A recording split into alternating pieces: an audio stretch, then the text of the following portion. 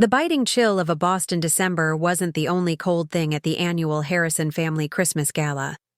There was also the silent, judgmental atmosphere carefully curated by my sister-in-law, Victoria. "It's simply too loud for a civilized dinner," Victoria announced, her voice perfectly pitched to carry over the delicate clinking of silver and the low hum of conversation, but not loud enough to be considered a shout. The comment was directed at my 5-year-old son, Finn, who had just erupted into a giggle after his cousin told a particularly silly knock-knock joke. Finn was coloring quietly at a small, elegantly decorated table set aside for the youngest cousins. He hadn't been running or screaming or breaking anything. He had merely expressed joy. I felt the familiar flush of heat rise on my neck. My husband, Alex, tensed beside me, his hand tightening into a fist under the pristine linen tablecloth. This year, the gala was held in the grand ballroom of the Omni Parker House, a distinct step up from the already lavish venues of previous years. 40 members of the extended Harrison family, doctors, lawyers, venture capitalists, and their spouses, turned to look. "Perhaps, Marissa," Victoria continued, her gaze sweeping over me with an air of pitying superiority, "it is time to consider leaving the children with a professional during these formal events. For everyone's comfort." I took a slow, deep breath, refusing to let her see the fire in my eyes. Victoria, the wife of Alex's older brother Charles, had been the self-appointed social czarina of the Harrison clan ever since she married into the family a decade ago. She was a woman who lived for appearances, for the perfect mise en place of her social life. My children, Finn, 5 and 3-year-old Chloe, were, in her eyes, uncontrollable variables in her equation of New England wasp perfection. I smiled, a wide, genuine smile that felt strangely liberating. "You know what, Victoria? You're absolutely right." Alex looked at me bewildered. "Marissa, wait." I stood, gathering my composure and my purse. "We wouldn't want to subject anyone to our children's disruptive presence anymore. Come on, kids. Let's go home." Chloe, who was peacefully napping in a rented vintage pram near our table, stirred, while Finn looked up confused. "But Mommy, Aunt Sarah said there would be Santa." "Santa will visit us at home, buddy," I said, gently helping him gather his crayons. "Marissa, that is not necessary," Alex's mother, Eleanor, protested weakly from the head table. She was a kind woman but utterly paralyzed by Victoria's social tyranny. "No, Eleanor," I said, meeting my mother-in-law's eyes. "Victoria has clearly defined the acceptable standards for a Harrison family gathering. We must respect her vision." Victoria's triumphant smirk was the last thing I saw before Alex, and I ushered our confused children out of the ballroom. The cold air of the street was a welcome shock. "We are not skipping future events," Alex hissed in the taxi, running a hand through his hair. "My parents would be devastated. She can't do this." "She already did, Alex," I said, buckling Chloe into her car seat. "And your mother sat there and let it happen." But the kids love seeing their cousins, and I love seeing my family. "And I won't subject our children to being treated like pariahs at a party we are not wanted at," I countered firmly. What I didn't tell Alex, not yet, was that this suited my plans perfectly. For the past 3 years, I had been the anonymous donor funding every single one of these legendary Harrison family events. When I met Alex, the Harrison gatherings were warm, slightly chaotic potlucks held in different family homes. Then, the inevitable happened. The family patriarch retired, the stock market took a dip, and while everyone was still comfortable, the resources for lavish entertaining dwindled. That was precisely when the company I co-founded, a successful tech firm focused on sustainable agriculture, was acquired for a sum that made me a private person of significant quiet wealth.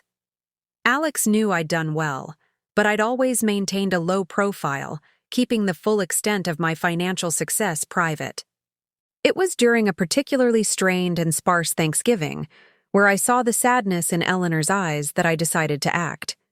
An anonymous donation, channeled through a labyrinthine network of shell corporations and a New York City law firm, was made to the newly established Harrison Family Unity Fund.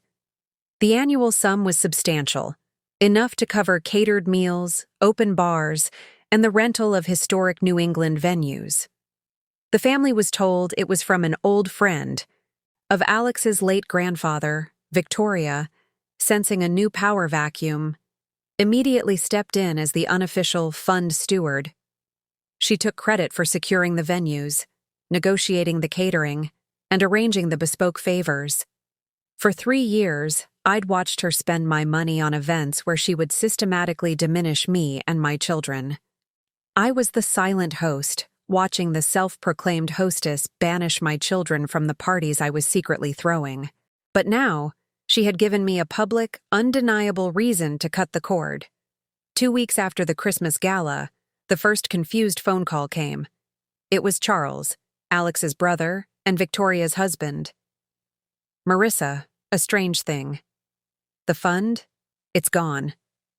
The January planning meeting for the spring fundraiser? Canceled. The venue says the deposit wasn't renewed." "Oh, how odd," I replied, folding laundry in our sun-filled but modestly sized Boston townhouse. "I'm sure Victoria will sort it out." "That's the problem, she can't. The account is empty. Richard, my father's old business manager, can't track the donor. The trail just disappears." I expressed appropriate, if slightly detached, sympathy, and immediately confirmed the cessation of all future anonymous transfers to my financial manager. By late spring, the cancellations were a pile: the elaborate Mother's Day tea, the Memorial Day sailing regatta, the summer party at the Newport estate. Victoria tried desperately to organize smaller, more intimate gatherings at their large Wellesley home. But without professional staff and caterers, her fastidious nature made her a terrible host. She became obsessive about spills and fingerprints, driving everyone away. "It's surreal," Alex remarked one evening, watching the Boston Red Sox game while I prepared a simple pasta dinner. "They can't figure out where the money came from, or why it stopped. Charles says it's almost like the donor intended to be untraceable." "Maybe," I suggested, stirring the sauce. "Maybe the donor just felt unappreciated. Or maybe they decided the money wasn't being used for its original purpose." "But what was the original purpose?" "Family," I said, meeting his eyes. "Connection, not show." The Harrison family group chat, a traditionally polite, announcement-only forum, became a hotbed of anxiety. Victoria, trying to maintain control, suggested a massive family assessment to replenish the fund. She demanded $1,500 per family for a simple summer event. Cousin Robert, a recently retired dentist, texted, $1,500 for a backyard BBQ? We used to do that for a couple hundred and a bunch of casseroles. "If we want to maintain the standards," Victoria started. "Your standards," shot back Alex's younger sister, Charlotte, who worked as a public defender, which apparently none of us, including you, can afford on our own. The quiet rebellion was a fascinating spectacle. Without the lavish events to plan and control, Victoria's position as the family's social gatekeeper crumbled. Meanwhile, our home became a haven. Eleanor started visiting weekly for Messy Mondays, where the children finger-painted and baked without fear of a lecture on proper decorum. Alex's siblings and cousins dropped by for impromptu pizza and board game nights. Paper plates were acceptable. Chaos was normal. "I miss the feeling of everyone being together," Eleanor confessed one afternoon, watching Finn and Chloe build a precarious Lego tower in our living room. "But I have to admit, these smaller, easier gatherings, they feel more like family.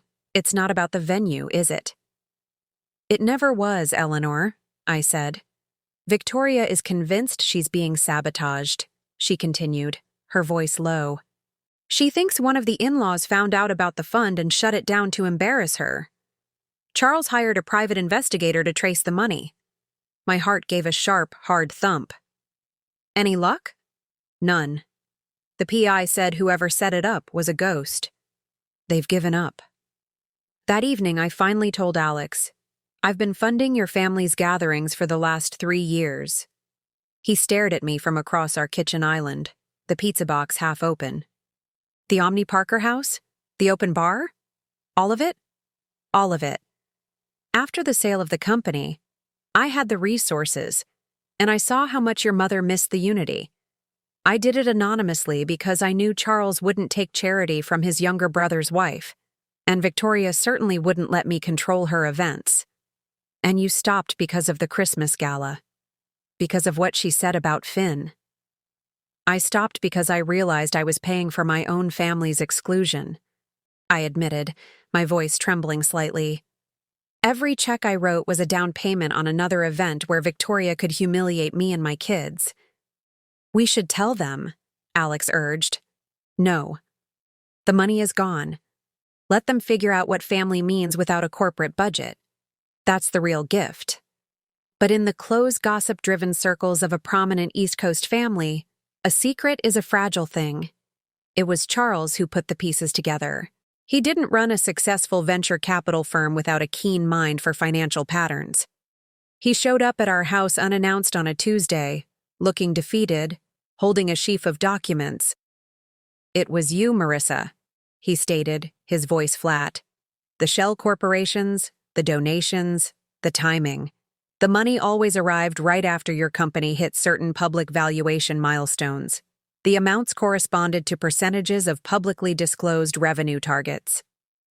I looked at him calmly. I did it for Eleanor, for the family.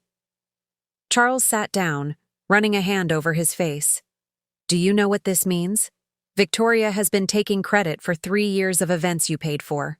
She banned your children from gatherings you secretly hosted. Ironic, isn't it? It's mortifying. Victoria has been absolutely horrendous to you while spending your money." He looked genuinely stricken. "Marissa, I am so deeply sorry. For all of it. The way she's treated you, the kids. I don't need an apology, Charles. I need a reset. The family was built on connection, not on country clubs or proper behavior. It needs to find its way back to that. Victoria won't see it that way," he sighed. "Then Victoria can host her own exclusive, unaffordable gatherings. The rest of the family seems to be embracing the simpler alternatives." After Charles left, Alex hugged me tightly. "You realize the entire family will know by dinner. Good. I'm tired of secrets. Victoria is going to lose her mind." "That, my love," I said, "is a Victoria problem, not a Marissa problem." The group chat exploded that evening. Charles, in true older brother fashion, had immediately told Charlotte, who in turn told Eleanor, who spread the revelation like wildfire. My phone buzzed constantly with a symphony of shock, gratitude, and deeply felt mortification. "Marissa was the anonymous donor?" Cousin Janet texted. "Victoria banned her kids from the Christmas gala that she paid for."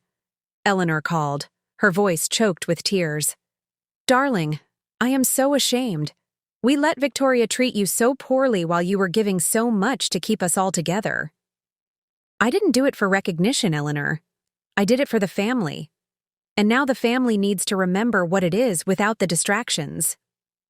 Victoria, predictably, went radio silent. Charles reported she had locked herself in their guest suite, alternating between a furious tirade and profound humiliation. The woman whose entire identity was based on her social prowess had discovered she was a pawn in a game played by the person she had considered socially beneath her. Charlotte's 4th of July party was the antithesis of Victoria's galas. It was held in her modest backyard in Connecticut, with a plastic pool, a rusty grill, and mismatched folding chairs. Finn and Chloe were in heaven, running through the sprinklers with their cousins, while the adults actually laughed instead of performing polite, scripted conversations. "This," Eleanor murmured, sitting next to me on a faded Adirondack chair, "is what I missed. It reminds me of the old days." "It's the togetherness," I agreed. "The connection, not the luxury." Victoria arrived late, alone, dressed impeccably but looking utterly miserable. She moved through the yard like a ghost, wincing every time a child shrieked or someone accidentally squirted ketchup on the tablecloth. As the sun began to set, and the kids gathered on blankets, waiting for the town fireworks, she approached me. "I suppose you're enjoying your victory," she said stiffly, her face a mask of controlled anger. "I'm enjoying watching my children play with their cousins. Beyond that, I haven't given it much thought." "You humiliated me," she accused. "You humiliated yourself, Victoria. I simply removed the financial platform that enabled you to do it. I stopped enabling the toxicity." She flinched. "I didn't know it was you." "Would it have mattered? If you'd known the money was mine, would you have treated my children differently? Or would you have just been more careful about hiding your disdain?" She struggled, probably for the first time in a decade, for the right words. "I thought I was upholding standards." "Whose standards, Victoria? They weren't this family's. Look around. Look at your nieces and nephews covered in grass stains. Look at Charles actually flipping burgers instead of talking about his fund's latest acquisition. This is the Harrison family standard. Love over luxury. Chaos over control." She looked around, truly observing the scene, the beautiful, messy, uncontrolled reality of family. Sticky faces, laughter, burnt hot dogs, and the quiet comfort of people simply being themselves. "I don't know how to do this," she finally admitted, her voice a near whisper. "Then learn. Or don't. But the family is moving forward. The only question is whether you are coming with us." I left her standing there and walked back to my blanket. Finn had crawled into my lap, and Chloe was explaining her sparkler to Alex's father. Alex caught my eye and smiled, a pure, unburdened look of relief. This messy, loud, imperfect gathering was worth more than $100,000 of country club perfection. The fireworks started, and Finn let out a delighted whoop, leaning back into me. "Mommy," he whispered during a moment of quiet before a grand finale. "This party is better than the fancy ones." "Me too, baby. Me too." Victoria stayed until the end, sitting stiffly on the edge of the lawn. But I caught her smiling once, a small, genuine smile, when her own daughter abandoned her perfect posture to lay flat on the grass with her cousins, pointing at the sky in pure, unrestrained joy. Change is a slow process. Victoria still struggles with casual gatherings, still flinches at spills, still occasionally reverts to her old comments about proper behavior. But she shows up. And slowly, gathering by gathering, she is learning what I knew all along, that funding family events had never been about the money. It had been about creating a space for authentic connection. And sometimes, the only way to heal a toxic space is to stop paying for its maintenance and start building something real and new. The Harrison family gatherings continued, smaller, simpler, but infinitely richer in all the ways that mattered. Potlucks replaced caterers, backyards replaced ballrooms, paper plates replaced fine china, and children, all children, were always, always welcome, because that's what family means. Not perfection or performance, but simply showing up, chaos and all, and knowing you belong.